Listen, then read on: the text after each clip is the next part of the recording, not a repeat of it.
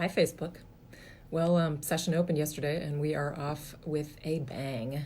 Um, the governor gave his state of the state as we opened our first session. Introduced his budget. So, among the things that Governor Lamont emphasized yesterday were a couple that I wanted to highlight. First, one statistic that Bloomberg recently identified Connecticut as the fourth most innovative economy in the country.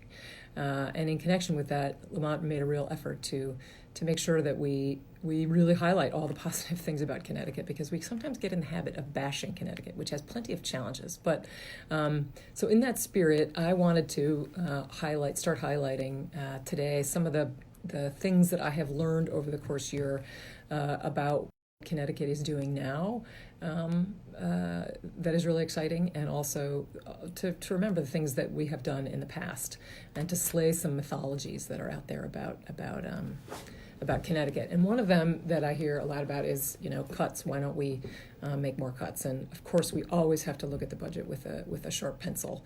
But in fact, Connecticut's made a lot of cuts since 2008. I'm pausing here because I've given this statistic to a lot of people, and I found it so astounding that I kept going back to check it.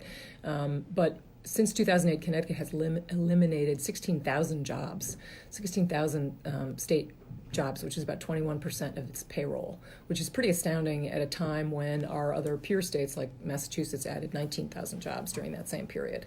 And it's made it, the Connecticut now ranks 7th nationwide in terms of the lowest number of government employees per capita, at 202. For example, New York has 330 government employees per capita.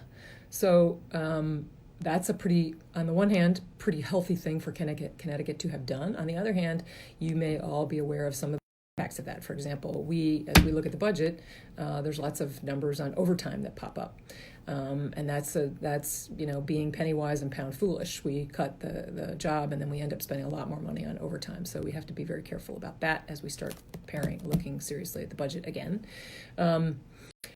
So things like we cut employees to the bone, and you don't get a response from a state agency that you should get a response from. And I hear that at DOT, I hear that at DEEP. And we have to, make sure that we're balancing that in appropriate ways. So he delivered the budget. As I said, this term will be focused on the budget. His introduction of the budget yesterday is really about changes to the budget that we passed last year. We do a 2-year budget cycle, and so we were handed a lot of documents yesterday, which I've now annotated with my fancy schmancy little Post-its, because today we start paring through it. In fact, later on this afternoon, the Office of Policy and Management starts presenting the budget to us in detail, and we get to ask a lot of questions about, has the governor's office spent the money in the ways that we anticipated as a legislature? Because the governor proposes the budget, but then the legislature has to pass it. So we have to just make sure to ask a lot of questions about how that money in particular got spent. And so as opposed to sometimes in the long session you have a little bit of time to get ramped up, we start with a bang. Yesterday he introduced it verbally, we got the paperwork, and today we start picking it apart. And then next week we break down into all the subcommittees and appropriations to start analyzing even in more detail, to see what needs to be tweaked, what needs to be corrected, and what we can keep on an even keel moving forward. Other thing I wanted to highlight that you may have seen, Denise Merrill, the Secretary of State, gave a statement about, which I think is really important to highlight, which is this is in light of the debacle in Iowa with the failure to count votes properly, or the failure to get results out. And there are 2 reasons why Connecticut's not going to be in that position. One is that we don't have a caucus, of course. 3 reasons.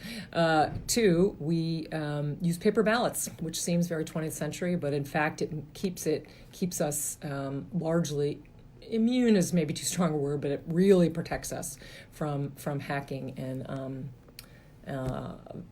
other risks to the security of the franchise in Connecticut. And the third really important thing to note is that in Connecticut, elections are not run by political parties. They are run by professionals, and in fact, we in Connecticut have done a lot over the recent years to make sure that registrars are trained and that vote is conducted appropriately and not in the hands of political parties. So I think those are really important distinctions to remember, that reasons that Connecticut should not find itself in the bind that Iowa did.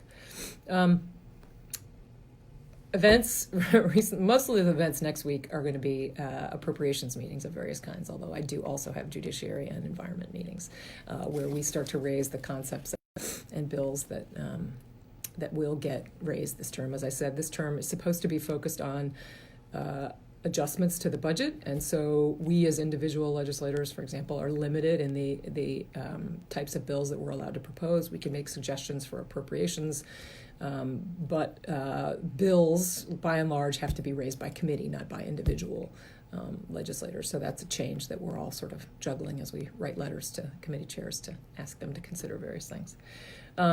Last night I got to I was in Salisbury for the annual town meeting where we dedicated the annual report to Ann Kremer, who has done amazing work in affordable housing, and we're also lucky to have Ann and all the people who have worked with her and others like her in all of the 9 towns of the 64th district working on this important issue. So congratulations to Ann. And I guess the other event that I wanted to highlight for everybody was ski jumps. Don't forget, we have the ski jumps this weekend. I know it's a little bit strange because there's no snow on the ground, but there is a white stripe up there if you look up at the jump. So I'm hopeful, fingers crossed. Pray for a little bit of snow, and have a great weekend. Thanks.